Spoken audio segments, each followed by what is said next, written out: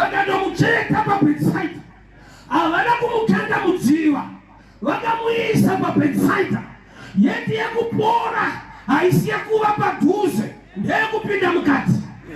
But the Bible rinoti pane zvaiitika, hauerekane wapindai. Pane denga paraizarura masuo, mutumwa oburukira mudziva. Mutumwa ane disadvantage 1, haataure nemunhu, anosvikira kumvura. Saka yekumvura iyi manje haisi yekunegotiata, ndeyekutongoudzwa nevamwe kuti zvivamwe zvaita vatoenda ka. So murume akagara nzvimbo ine matestimony asina testimony 38 years achitangirwa, kutangirwa isaine kuti zvevamwe zviri kuita pandiri ndipo but zvangu hazviite. Mazuva ano komana vacho hasi kuroora. Pane mota yandaona masikati Benz yakaine zvimabharumu kudai, ndikabvunza kuti ndezvei zvikati kwaroorwa munhu mukore uno. Mukore uri kuti havasi kuroora, masikati kuna aenda. Ukaona pakanzi no job, dongorera mukati pajobi pane vamwe vari kushanda, ndiwo uri kungovanzirwa kunzi rako hapana but mujob makanzi no job. Saini iyoyo hainyorwe pasango, inonyorwa pabasa.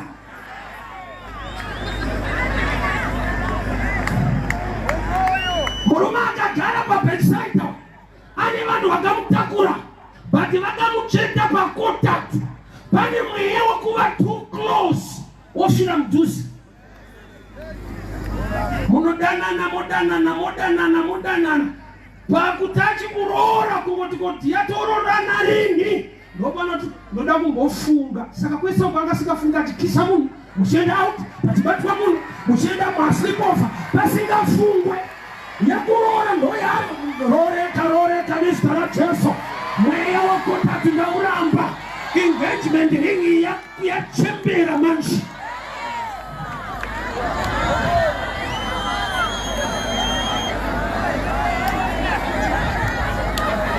Murume uyane hama, but hama pane patinonetawo. Unoziva mukaita hama yarwara kaenda kuchipatara first week, munosvika muchisangana hama 5-6 pavisiting hour. Motosarudzana chiremba ngapapinde 2, musarudzana ngapapinde. Panosvika pakuti 1-3 months muchipatara, vanenge vakufonerana kuti pana aende. Vanhu vanoneta.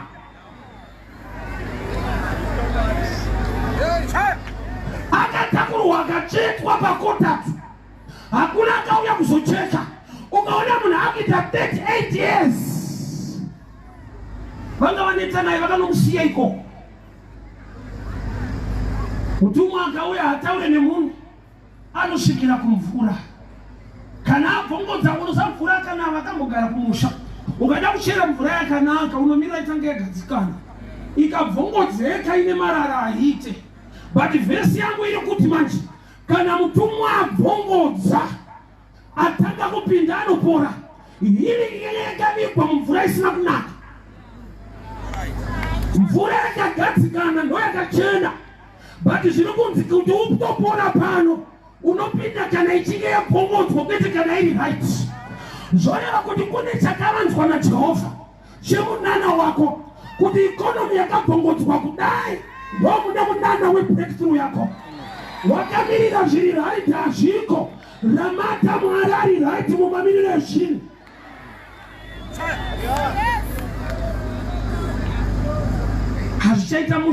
Hazvichaita mushi, koiwo kuita mushi izvo zvisati zvaita.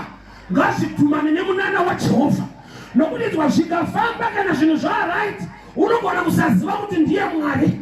But kana yakabvongodzwa ikonomi, zvinhu zvisina kumira zvakanaka, Mwari vakakupa kubudirira, uchaziva kuti hakuna mumwe ndiJehovha.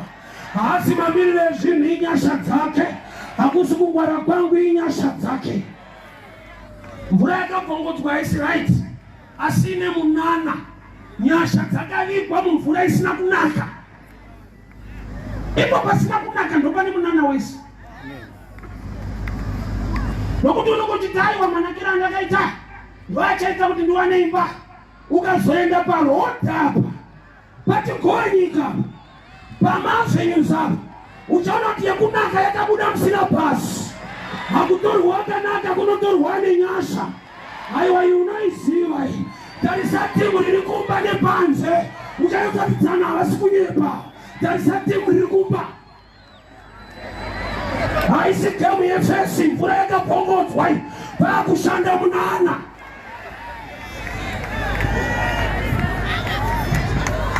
Haisi gemu yebeauty. Ukamwatenda muchato.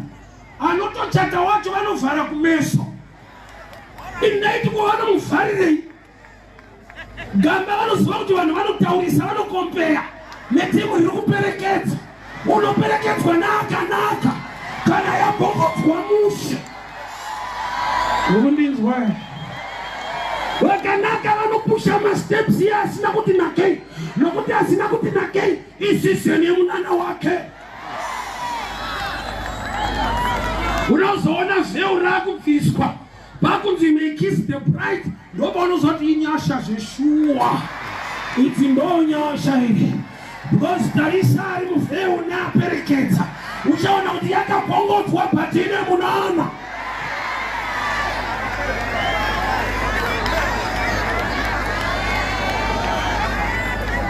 Yakagadzikana handiyo. Yakanaka kutarisa. But haina healing yako. Yakagadzikana yakanaka kutarisa. But akupore munhu ngwarira zvimwe zvinhu zvakanaka. Handizvo zvine nyaya dzako. So ndinofara kuti Jesu wakauya kune murume ari kuti handina munhu. Nhai vakuru munoshaya munhu sei? Iro bhaibheri rati panga pakazara. Unogona kuwandirwa nevanhu vasinei neupenyu hwako.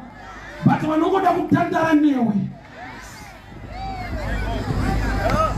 Ndaitipa vanhu ndikati ngwarira munhu asingakude. Nokuti asingakude adevelopa mazuva ano aimprova. Akunyepera kukuda. Vari kuvaka night club aya. Havasi kuvaka kuti ivo varidzi vaswere ikoko.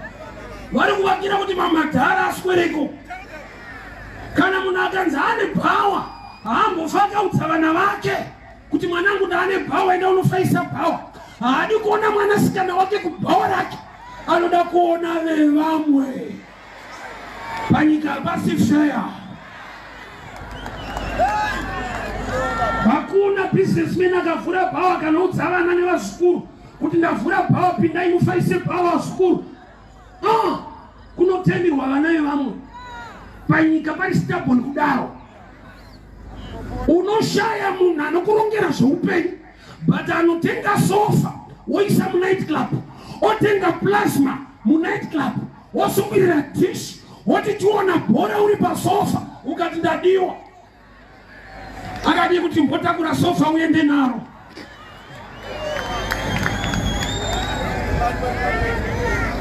Unolengwa zvokisirwa TV mubhawa. Vana kuti uswere ikoko. Kana chiri chikafu chinobikirwa futi ikoko. Unozoona kuti uri kumba usiri kumba. Murume uyu ari kuti handina munhu. Nzvimbo yakazara vanhu. In other words, ari kuti handina munhu angaite kuti munana ubatike. Ndine vanhu vekutandara navo pano. Mutumwa asati auya, nyaya dzaitsva. Une vanhu vanotaura newe zvisina basa. Munotara man yosvika maneta nayo. Inowina tinosimuka. Sano imi hamusi kusimuka. Life yenyu haina kwairi kuenda. Muri kutozvirova maoni gome, utori magwaya welife yako. Uri kuchumira wega.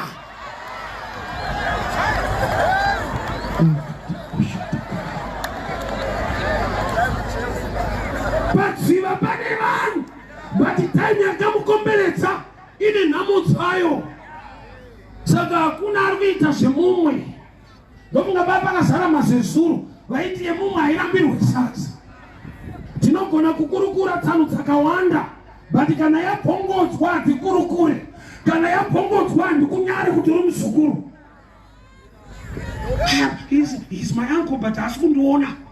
Baba yelife unofa uchingoti hama yako ndiJesu.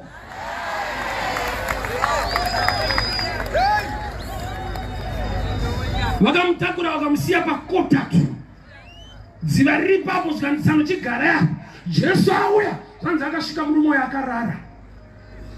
Saka mubvunzo waJesu uri valid, ndandambouramba nokuti ukaona munhu achienda kuchipatara kuda kupora, sei Jesu ari kubvunza murume uyu kuti unoda here kupora? Ishe ndosaka akauya ka anoda anobvunzirwei iyo yekuti nzvimbo ndeye competition iwe wotowana pekutorarira. Wasadzimwe nguva mulife hauna kuroiwa wakarara, kunonzi kurara unokuziva. Saka uchiona munhu akasvinura achinzi dzakarara idzi pamaissues yelife wakarara. Vakuru munorega sei kutangirwa imakaya kuzorarira kuno? Ndomungaitomutswa mutumwa aenda kuti mutumwa anga auya kakuma 3 unomutswa kuma 6. Chimbaidi kurarai. Vakuru munoda here kupora kurati kunonzi kuda kune action yaunotora. Besides that willpower, you must have action inotaridza kuti mune zvaunotodawo. Ukada musikana anotopfimbwa auende kupreya kuti Ishe zviratidzei, vanokukwenyera kuti newe unoshamisa nyenga munhu mukomani.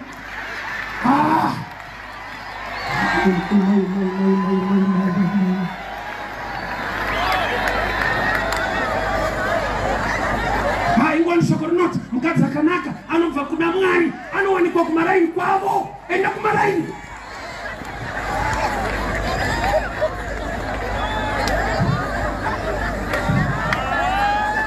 Padziva paita nyaya pana Simia varipo 38 years in the right place, no testimony. Inenge rekodi ya Simia wepa church asina chaanoona cha Mwari but chikaro anacho. Makora awanda but munana hapana. Chikonzero action iri kushota. Hanza andina anondiwisira. Unomuwana kupa anokuwisira. Munhu wese ane nyaya dzake.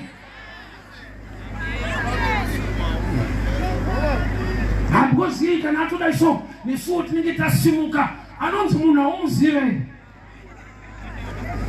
Kuzofunga iwewe zvake zvaita anatsano vake kumusha.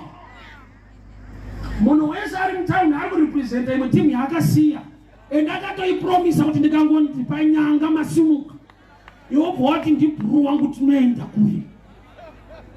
Unoshaya munhu munyika ine vanhu anokupfimba ushaye anorora chete ndiwo usina. Ndimonera kuti kakubata mushi aiwa ari kushayisa nokuti I love you unomushaya umeni you get balavu uri right pakurohwa apa ndopane nyaya dzakwa.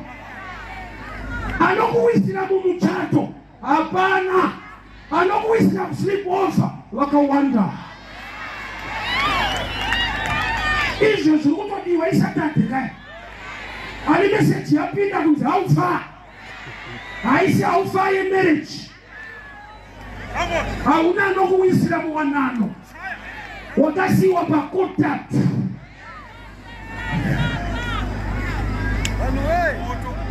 Church yatokudileya wakamirirwa. Rega ndikutipe manje. Unaenda na Jesu nasi. Tungamirirwa na Kristo. Anobata musoro pangu kuti musoro pangu itamushi. Nekontact yapera takuna marizauti panapa. Mvura takuzobongodza mane vanhasi. Haurambe uri pacontact. Your miracle must manifest. So Jesu wakauya haana kubvongodza mvura. Ndoya ndinodira Jesu. Area yaunokundikana haashande nayo. Anoshanda neinoita kuti zvakusvite. PaBetsaida vese vakapora. Vaitanga vawira mumvura hembe dzototota. Saini yekuti awira mudziva opora. Murume wandi kutaura nezvake uyu ndiye wana akapora paBetsaida asina hembe dzakambotota nemvura. Mwari ngaakupe outstanding testimony. Vamwe vachinongedzera madegree unonongedzera nyasha dzepaCalvary. kutashiri Jesu. Vamwe vane pekunongedzera. Taya bvongodzwa so. Baba ndakamira ndikawira mumvura. Ndikaita number 1 ndapora. Uya akasvikirwa naJesu. Akataura chichemo chake kuti mukuru kupora kuri kutodiwa. But pano ndiri kutangirwa. Jesu akataya kana ndinozotaura newe unotangawo. Kurati Jesu andiri kuparidza anokuita number 1 in your own area. Life is competition in revelation. Yekuziva Mwari chakakunzira panyika. Vamwe vedu muri kuita makwikwi wrong areas. Nokuti hamuna Mwari anokupa guideline yezvako. Chese chaita popular community unoita. Yeti chine chekuita newe hauchizive. Ini pandaikura ndaifungidzira kuti ndine chipo chebhora. Gamba bhora ndo raingotambwawo murokesheni nevakomana. Saka ukakunda John unofunga kuti unogona bhora. Aiwa ugone bhora unokunda John asingagonesewe. Kuchikora ndakamboita number 35. Baba vangu vakasvika Manheru ndichifara. Vakandofunga shasha yapasa inda urikufara kudai. Ndikati John aita 38. Zvanzaiva muri same team Madofo United mese. But kune dofo rangu unonge zvaita beta.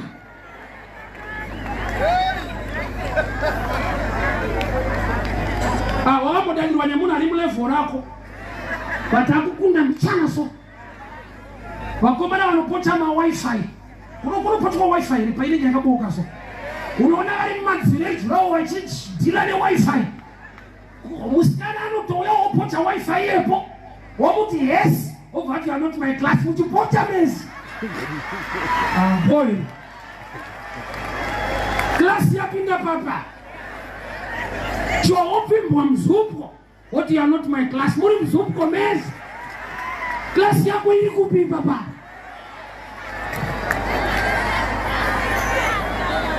Urikundinzwa. Zvanzi kana yabvongodzwa. Zvichida Mwari vakatotumira shasha yekukuroora. But haina kuuya zvinhu zvakagadzikana. Yakauya upenyu hwakabvongodzeka. But makabvongodzwa. Ndanzwa kuti munana atoburuka. Ende mune favor irimo. But mese mweya hapana. Vanhu vanoda munhu ane zvinhu. Havadi munhu achaita zvinhu. Kapimba kamusikana. Akati unoita nezvei. Kuti ndazoita marori. Ndazoita mabhazi. Anoti tsano mozouya maita. Hatikwanise time nevada kuita zvinhu. Toda vakaita zvinhu. Gamba vakaita zvinhu. Yakambotanga iri vision neplan. Tsitsike yevanhu iyoyo. Vatofunge Mwari ane tsika yekuti pamara kana masvika haitange yatapira. Iko kuvava uku kune nyaya. Kuvava kwemvura yemara ndokune munana muzhinji. Ndopane rudo rwaMwari pakuti kudii mugwenga munonetsa mvura. Saka kuti Mwari vachengetere Israeri mvura imbovava kusvika vanhu vangu vauya. Mamwe marudzi ese haana kunwa mvura pamara. Vakanwa ikavava vairegedza.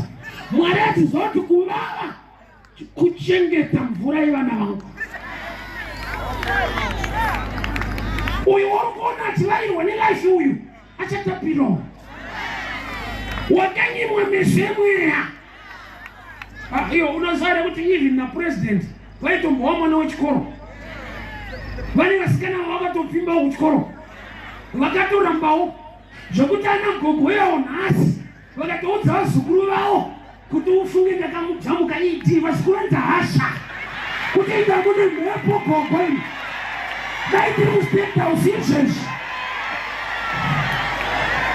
yanga ichiri kuvala but inotapira inosvika paichatapira nezita raJesu. Mvura iyi haina kugadzikana but munana wakapfekerwa mumvura yakabvongodzwa. Mamiro akaita zviriwa yaya Mwari akakuwanira nyasha uchapupura kuti maonero azvo ndakaona Mwari.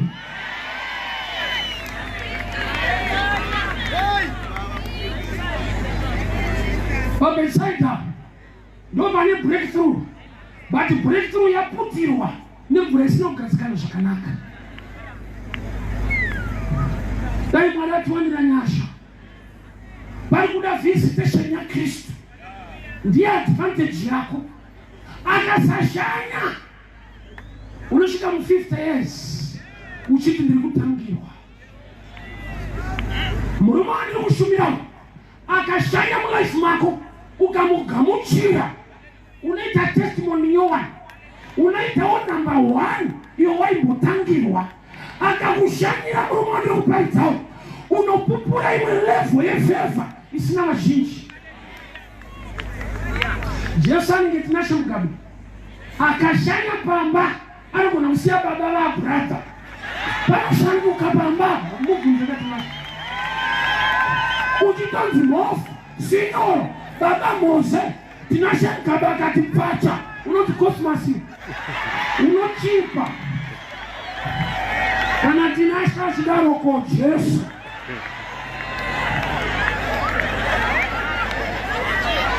unodzokera pakuita Costa.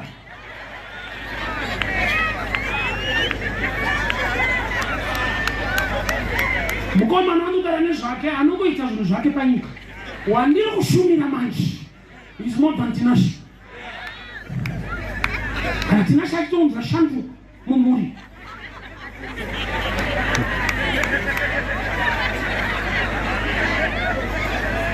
unojoina youth pachechi.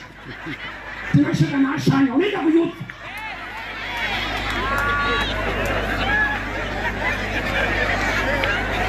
Zvino wamasimba usakashanya anoda senior racho gogodera rine makore akawandisa risisina tarisiro kana hope rinoti handina munhu shoko robva rati iye wakava munhu.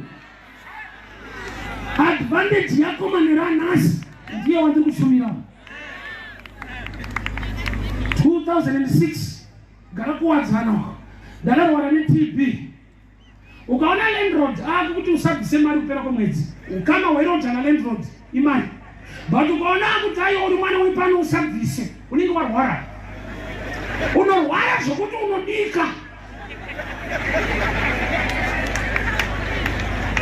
Indogara kuMalawi kapamba pandaigara munharaunda ndekuMalawi, saka ibva nditi mwana wapano usavhutika ndiwe mwana wapano, usachoselenti ndiwe mwana wapano. Ndopandakaziva kuti apa ndarwara kuchemwa uri mupenyu.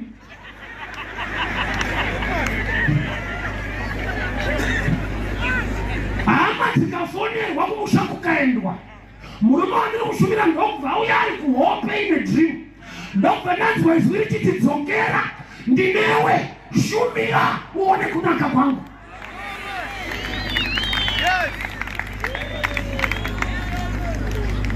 Hama dzangu, unenge uri kunumber 38 unoshiftwa malevels wosvika kunumber 1.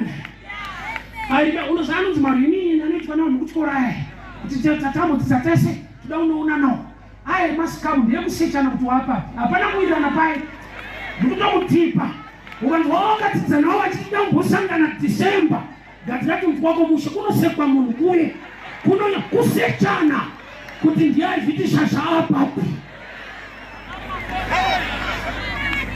Ndasangana naJesu takazoendawo vachitaura zvavo, ndavakaimba vakati ndaita zvakati chimuti toho chasvika patiri zvikanzi kwaiwo haufa. Vanoziva rekodhi yeudofo, havana kuziva rekodhi yeshasha yakaenda paCalvary, kuti paakandirangarira akandibvirisa kubhenji rekumashure akandigadzika pamberi namachinda. Zvikanzi kwaiwo tiraimo haufa.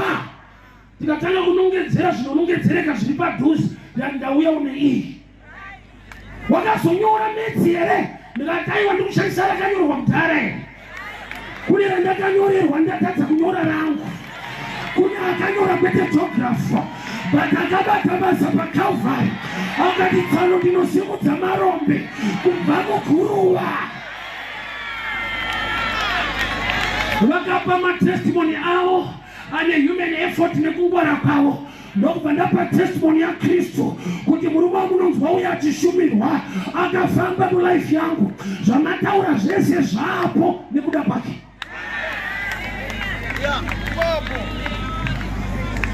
I remember ndine mazuva ndakasara neimwe friend kuchikoro so Westgate around 2000 tarokuda muna 99. Akasvika ndokubva apa akazibenzi rakapa ndakagara nevana vangu ndida kutengawo mateo. Ndikatoti aizve ndirobhatika uyu, ndikatoudza vana vangu ndikati mwana wangu muri kuona murume takadzidza tese, uzava navanorwadziwa vachionawo wakadzidza naye nezvauri. Mwana akandibvunza akati kuti shuwa here date, ndikazoti pane nyaya. Was life yangu yetanga asina kubvira atomboenda kuti mwana uyu takatodzidza naye. Ndopa ndakaona kuti seya kudzokorera kubvunza kuti shuwa here ndini ndakatadza kutaura, ndaifanirwa kuti kudii uyu aidzidza pataitamba usi tichitamba iwe wachifunda. Ndo result wakuona mwanangu aya. But tiri ikoko manje ikoko kuna vesi yandakaverenga kuti anosimudza marombe. Ndimwari chete akataura izvozvo, nyika isimudze rombe. Kana uri rombe washaya Jesu wanyura. Kuna isingarikavhika ukasada kuirikavha wega paground panapa. Kudenga kuitwe macorrections na. Anonoza kuti ukasarora panyika ukatenda kudenga uchabvira mukadzi zvavharana.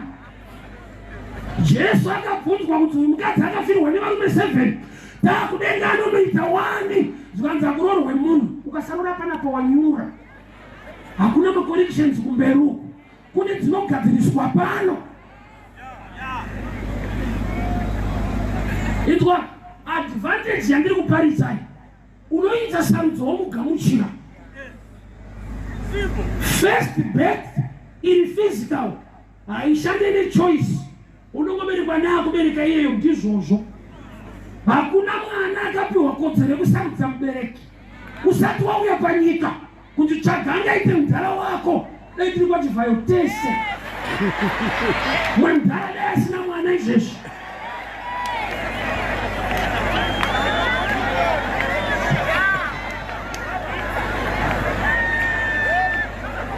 Dai tiri kwase tese. But haisarudzike manje. Unerekana waberekwa mumayambara noumwe mudhara ari kungoruka mabhasiketi. Haisarudzike baba, inorwadza. Wakashikira haisi nyaya. Sarudzo yako na Kristu ine nyaya. Hauchinje history but destiny future zviri pasarudzo yako background panapa. Visa pfungwa yekuti handina kwandinoenda naJesu unoenda kure. Unoziva kubva kumusha one day nebus from Zaka to Harare bari kuti Zaka ibude mauri. Saka uchiona ukatambira unofunga kutenga rekeni une Zaka mauri unoidii rekeni town. Mweya wako hausati waponeswa zvokuti uri Zaka uri muchitungwizi.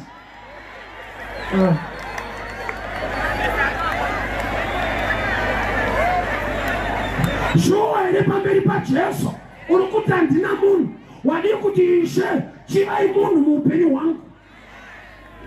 So Jesu ataura nemurume uyu ndokubva anzi carry your mate and go. Kune vasina kuitirwa mushe nemunana wake. Sarudzo yauchaita inotopikiswa nokuti ine munana wako. Wakaipa hafare kuti wagamuchira Jesu, but iwewe fara nokuti iye you become your defense. Akapikiswa apora, haana kunzi waporerei, akanzi watakurirei mate. Sei vachida kupora kwake vasingade kuteerera amuporesa ndotsika yaSatani. Ndeyekuti uchingojoina chechi zvinotaurwa ikoko usaite. Poreswa, namatirwa, wana basa, roorwa. Mwari watiri kushumira uyu anonamatwa. Kunamata kuita zvaanotaura. Security yemunana wako kumunamata mweya nemuzvokwadi. Kumugamuchira first step, kufamba naye is the last step you need to do. Bururu yakutangirwa iriko but unogona kutangawo uyakaita number 1. Jesu anakutara nemurume uyu akati ndakatara nevanhu futi. Kune vanhu vakasiya zvakadaro zvichiitika pane mumwe. Pamuchinjikwa kune mbavha yakati Ishe kana makuuya mundirangarire. Imwe haina kudaro. Ichoice. Zvimwe zvanofunga kuti mwechina haisi isarudzo. Ndaendatara natsana vakauya kustreet vatoparidzawo. Hamfundisi namatirei. Ndada kusiya fodya ndakatitsata mata. Wakanamatirwa nekuti uitange.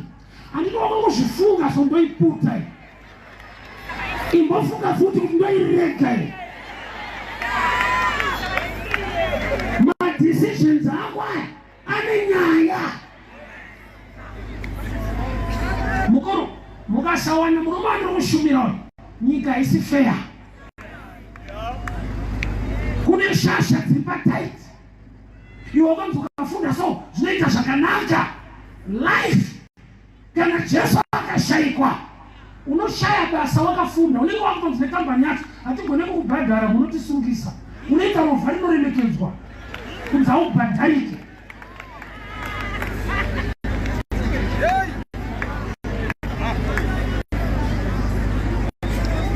Advantage yako nhasi murume andikushumira. Because vanhu vakakutakura havakusvitse mumunana, vanokusiya pakotati. Wakangosiyiwa une degree, nyasha dzekushanda hapana. Nyasha dzikashayikwa unosiyiwa une beauty iyo. Iyo kune mweya wekuti even beauty iripo haioneki. Andati kudiwa unomuna kudiwa chete. Anoza newa notoshandisa vanhu. Vanotoda vanhu vakanaka vekushandisa futi. Aizvo kuzvifeve kwacho kunotosarudzwa futi chifeve harangotori. Kwasatani kwacho kune competition futi. Ndakaona unosiyiwa iwe sarudza futi kuenda iko. Haana tsitsi nemunhu. Manarano ndinzwe Burundi akutopedza so. Advantage yemurume wandiri kushumira. Haatarise rekodhi yemakore. Ukawirana nezvaari kutaura ukatenda, you rise.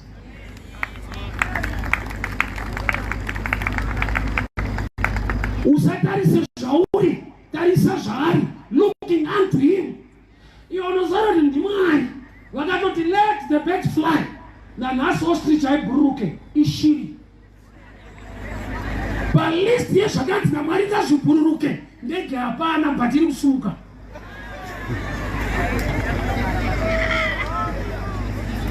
Indaiti kwa-ostrich maybe kurema ndikaona ndege inogona kutakura ma-ostrich yacho ikasuruka.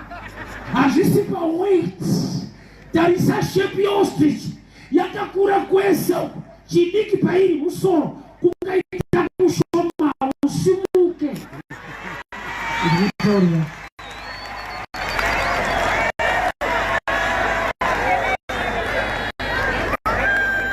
Vangeli ya Kristu yakashoma mauri unozvidzvairira wega. Tingaiti takabva kure guys. Kumalawi kure. Iwe kure nekupi kuri Longwe nekuHong Kong. Machaina ari kuita zvinhu muno. Usataure distance. Kure nekupi Hong Kong nekuri Longwe. Takabva kure tinoita sei? Apa. Murume andiri kushumira. Ukasada hako inzwa God can do without men, but men cannot do without. Handikudai kuti tiite. Ndokudai kana ndatoita zvangu. Angari Mwari kusati kwane munhu. Asati akunamatwa aizvirumbidza ega. Aitakapedza kusvika oti this is good. Ndakati dai uri mutauro wemazuva ano apedza kusvika aiti icho.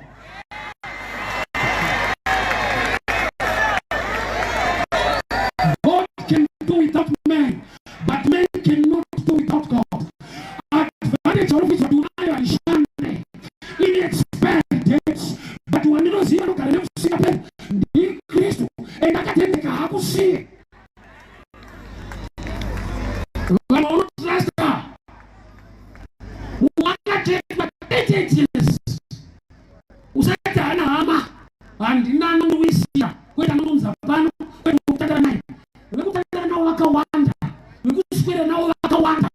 but vachaita kuti zvakuzviita hako anozviita nokuziva ndiJesu.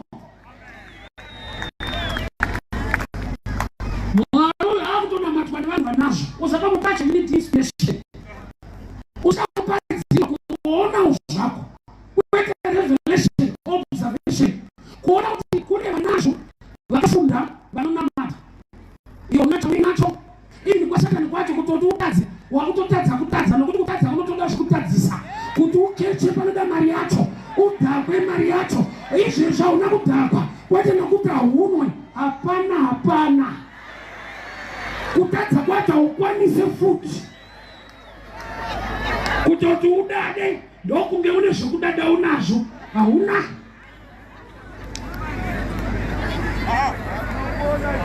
Unenge una advantage wani kugara ungouya.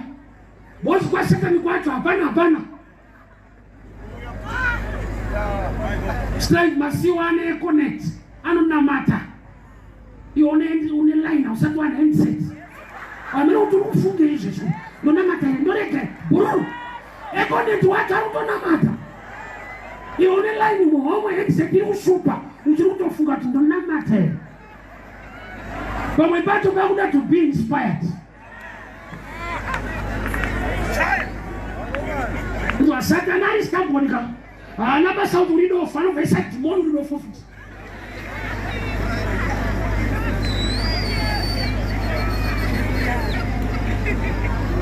Advantage yekuti ndikutaura.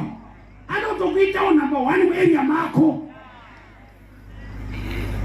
Wakomana ndakafunda nawo vakazoenda kuuniversity tikasara after all level tafoira. Weito vaya kuhoriti vachiungana vachitaura zvitoro zvavanotaura. Pamuka kusvika kwakazodai pakafunda kudya magrants kune usakune zvikalangwezi keikoko. Totaima takomana udofo intwa zvitoro akomana. Murudo ndiri kuparidza patakasangana manje. Ndobva ndi pauzwe nyasha. Ndakazoenda ikoko kwete unofundai. Kunofundisa. Pane kwandinotoenda ikoko mamwe mazuva so. Handigare mbenchi nendiri kumberi. Ndapedza kurova ndovabvunza kuti unoti kudii vachitofuira ndichivamakira ikoko. Unoteera kwaona usvike naJesu ukateera unoita shasha ikoko.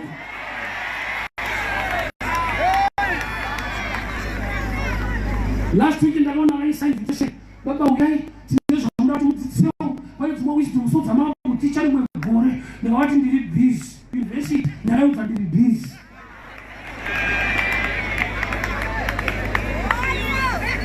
Vamwe vakaenda as students ini ndinoita seumuma lecturer. Handigare mbenchi ndikaendawo nendi kumberi. Ndakavateera ndikaofateka futi ikoko. Advantage yekuruma ndiri kuparidzawo ikagara pamusoro peupenyu hwako.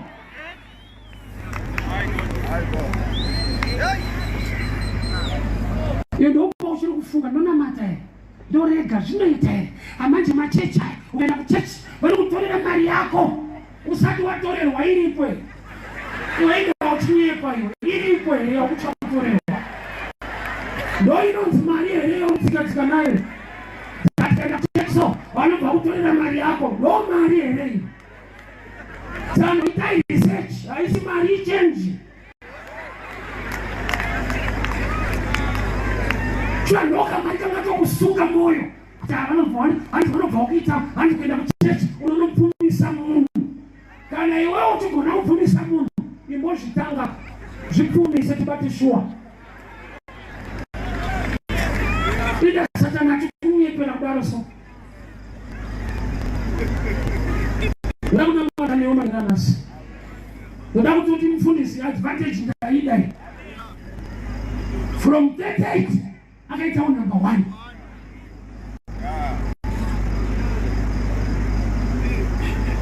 Kana ni grupa, wewe gari magrupu ya kuchikoro kuna mwasimuka. Kana kumurisha chako. Magrupu ya muri, mwacho aumo, itamari uno, nozonzi edit. Unozokali kwa msukuru, namo yakaipa. Magrupu ya muri chai maumo.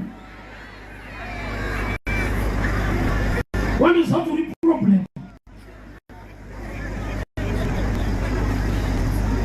Advantage ya mwana utaura nezvacho. Kunanza kuendeki. Anokushitsa. Pana rimwe gore 2014 ndaenda kuEthiopia so ndandiri paairport saka vanhu kuSilver Aviation vazhinji vanouya pana first patoparidza paya. Pana akandiona akandibvunza mufundisi muri kuperekedzani hazvifiti wena una muri kuperekedza munhu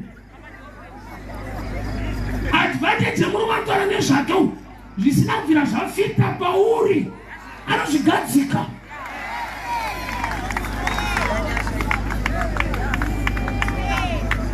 Unenge uchatopa proof ticket ndini kuenda mufunge ndini kana ona yapa wasi vanondiziva ndiri kunamba 38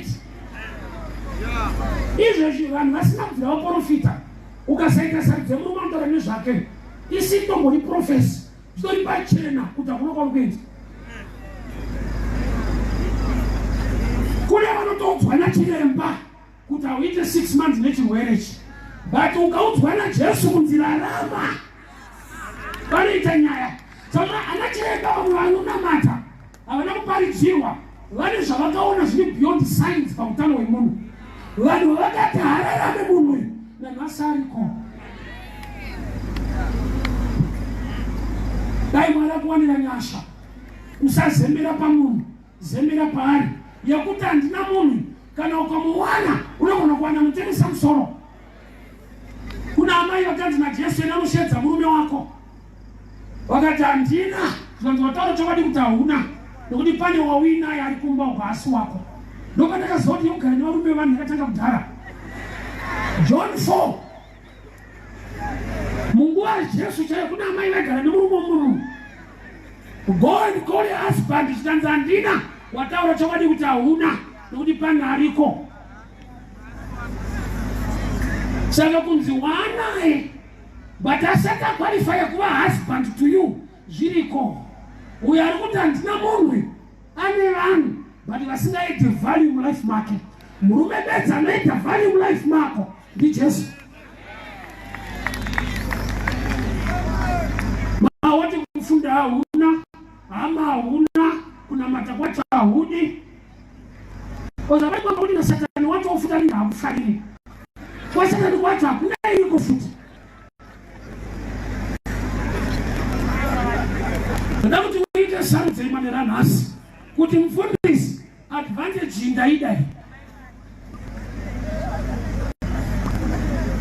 advantage ndaida kunodza kushumira type yako murume wandashumira kama advantage munoenda.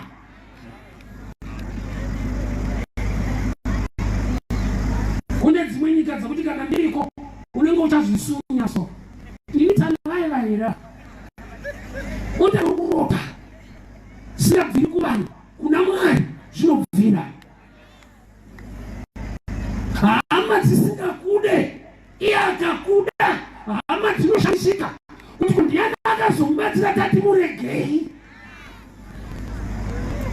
Abhuramu ibva kuhama dzako kunyika yekwako ndichakuita munhu mukuru.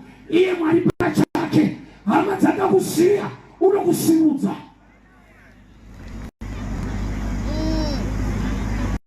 Uri papo mudikani sarudzo ndeyako usaitira utsinya upenyu hwako zvikuru sei upenyu hwemhuri yako nokuti decision yababa inoafekta nevana.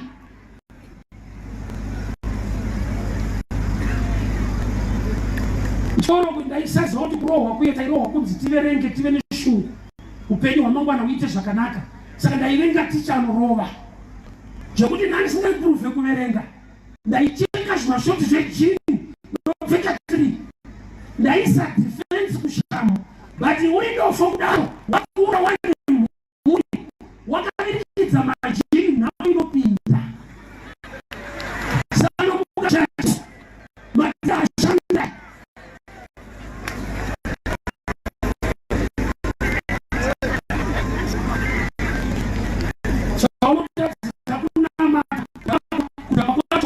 kuiswa ndokuta nokudalisaka mudenga kuita soba witness satani wacho anenge akufariri futi ipapa kuti wako waita kuchechi waizira kuda mudenga but Jesu anoda kusangana newe. kurasiswa kuya kwemunhu dzimwe nguva pano kune zvatoisinamira zvakanaka, but appointment yako naKristu inoita zvimire zvakanaka.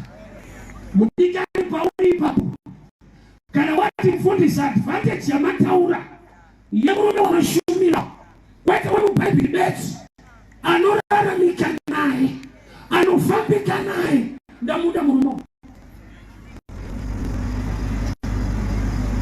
Ndakarwara netiba makumbo akazvimba kudai zvokuti paraikrosa robot mutauni ndine chimbo ndaipinda riri green roita red ndichiri mukati futi. Nhasi ndiri pano usamuzotaiwa mapirisi anozodai kune vanhu vanonwa right medication wofa zvakadaro. Muromo ndokutaura nezvake. Amai, sarudzo yamuri kuita yakanakira murume wenyu. Adzimai vanga takatizisana kuzochata kune Kristu, takatizisana patatiri kumazuva kumapurazuva. Aizve Jesu ari right umfunge unotozochatawo ikakaita zvekutotizisana. Adzimai angu pavaitouya mumedzi vachiyakumba vakaereseto mwarikuenda maextralese vatoyakumba zvekuti hakuna angesaspeta kuti yatomerita.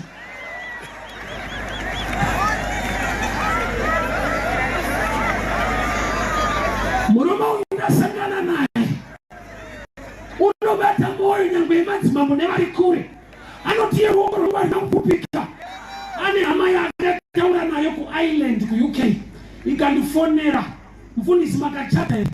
Ndikati handina. Ndikati munoda here? Ndikati hatibvunzwe tinoda zvinhu guys. Munoda zvakanaka ndozvida. Tsvakai kuti zvingaite mari budget yese ufunge kwakanonoka kuedza. Tiri yakaramba iri kuma3 kusvika kuma9 ndozvakapedza.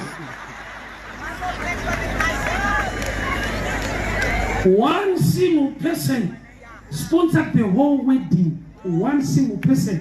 Wanasina kubvira ndaona face to face. Ndakatanga kumuona atouyawo kumuchato wacho. Akatoflya kuatenda muchato wacho. Vakuru Jesu anokubvisa pakutiziswa poita muchato nova talk of the town. Adzimai vangu ndovakatotanga kugamuchira Jesu ndisati vainamatira imba yavo zvokuti anasisi vacho vainzira tsitsu kuti yangotizira zvidhakwa munofane kurohwa. The same people vanoti vakauya kumba vanoti zvako maimfundisi. Jesu unochinja story. Amen.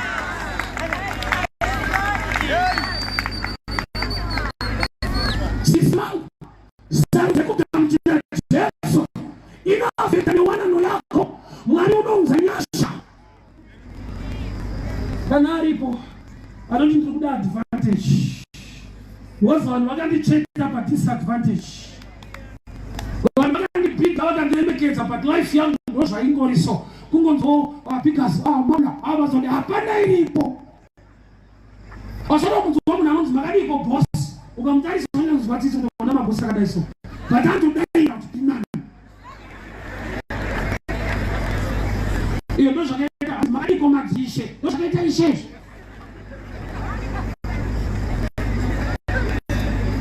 Nyika inokusimudza but hainyanya kusimudza nekupa upenyu hwakanaka. Murume andikuparidza uchiri kufunga uchiri kudada ukuritsvaka tisakunamata kwacho sozoita sei vanhu vanozoti kudii. Vanhu vandainwa nawo doro vandakatanga nawo kubhawa vazhinji vacho vakafa kwete kuti vaita zvinodarika zvangu. Zvimwe zvacho ndindaitovadzidzisa ndopandakaziva kuti ikita hafi. Ndakatrena vanhu mamwe masikira akavaurayisa ndikasara ndamufundisi. Vanhu vanokunyudza uri kunyara nyingi kuti utendeuke akaenda kumarondera anoita mufundisi otoparidza panhamo yako ayana kutrena mutoriro. Timu rangu runozoti kudii hauna timu maneno life yako wega. Boys zangu dzinozoti kudii ndakuita zvegospel uchinoda kuremekedzwa uri palevo iyoyo. Inzwa kuremekedzwa kana Jesu amusimudza vanhu havana choice. Asimudzwa naMwari hakuna munhu ungamudzikisa. Uri papo kana wazvitenda kuti advantage ndaida, ndoda kuti usimudze ruoko rwako. Ndada kunamata newe, ndada kudeclare dzimwe nyasha muupenyu hwako. Ndoda kuti uite advantage kuitwa hayi zvinhu zvauchatsvaka. Ipakeji iri kuuya naKristu, upenyu nekuzara kwawo ipakeji inouya naKristu. Anonzi zvoshamisa, ngapaitike chishamiso nekuda kweground rinori. Simudza ruoko rwako. Asati agamuchira Jesu sacheuye muponesi, arida namate naye advantage ndaida. Ndoda kuti ufambe ndikana. I want to pray with you. Famba netsoka dzako. Mvesi wangu, kunamata hakurasise, kunamata hakusikupusa, kunamata hakusikudzungaira, kutsvaka nyasha upenyu hakuna advantage kwawakazembera uku. Munhu wauri kutemba naye anofa kana kubviswa position yaunoti wedu akaenda apa achationawo. Famba netsoka dzako, famba netsoka dzako. Pani tumandudza kuti kana waitakurwa pano, you are going to carry your own miracle. Iwewe uchaudza vanhu, ndiwo uchaita kuti vanhu vazive kuti Bhururu Kunatsaro watiparidzira nhasi yaitova murwere weTB akafoira kuchikoro, anzwa nekukwira ndege achienda nyika dzakawandisa. Izvozvi muna Julai tine conference yakakura ku-UK Doncaster. Handizivi kuti zvinoita mari, ndinoziva kuti zvinoitwa nenyasha. I've been to Israel for 8 days. Munhu akandiendesa kuIsrael, ndakasangana naye kuJerusalem for the first time. Aindiona paYouTube chete. Mwari akafunga nezvako. Vemaraini vakakusiya, ruoko rwake runopfupika.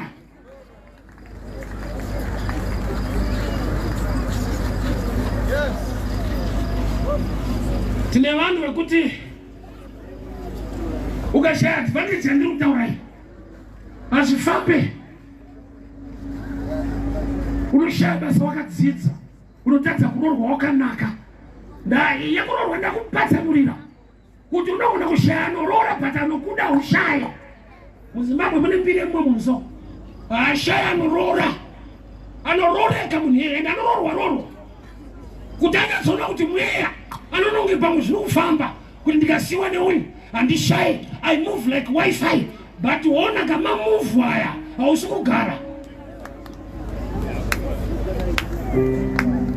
Uya ndamira iwe mudikani. Tsano tatiriko akuitewo kusaiti kuti atiriko ari kukuparidzira aidhakwa aitokecha. Baba yamuri kutamba itakaitamba inouraya haibhadhare. Unonzwa uri kuruza something kusaitiko, ndiwo uri atobvutwa. Hore ikabuda mumvura tsano aife inozofa. Ndakaona munhu aitengesa hove kuwadzana dzaitova mudhishi dzichitoshetuka achishedzera kuti menyu yakabuda mumvura haiko. Ukabuda muna Jesu hamuna upenyu, hausati wafa but uri kushetukira rufu.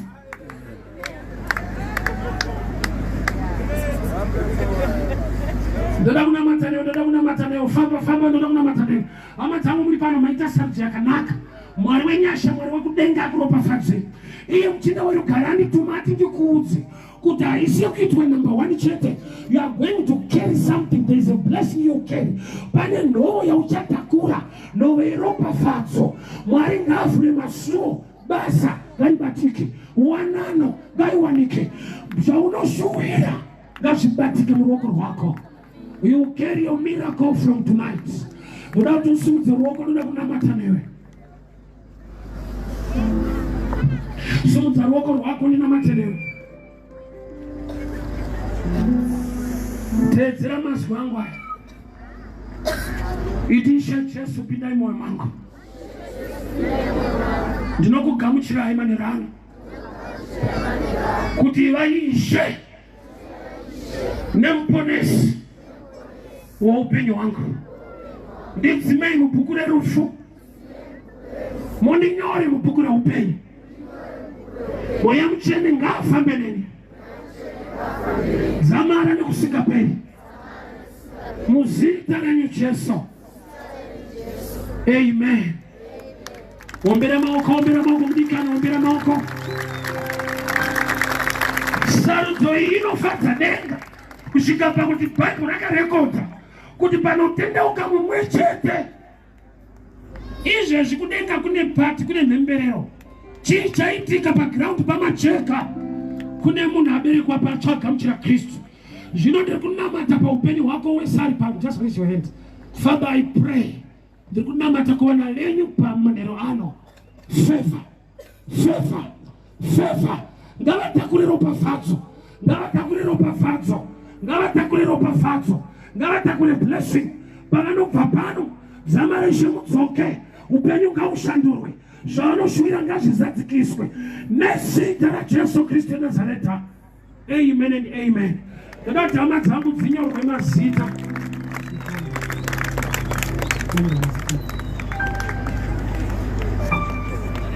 Mutende. Toda kufamba inu tichina mutende. Thank you so much. God bless you. Ngatipindei mutende. It's a small process.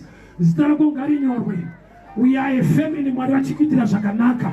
God bless you. God bless you. Praise and worship. You can take over. Don't be Mwari. Thank you. Wawa. Niwenyasha. Wawa. Niwenyasha. Wawa. Niwenyasha. Wawa.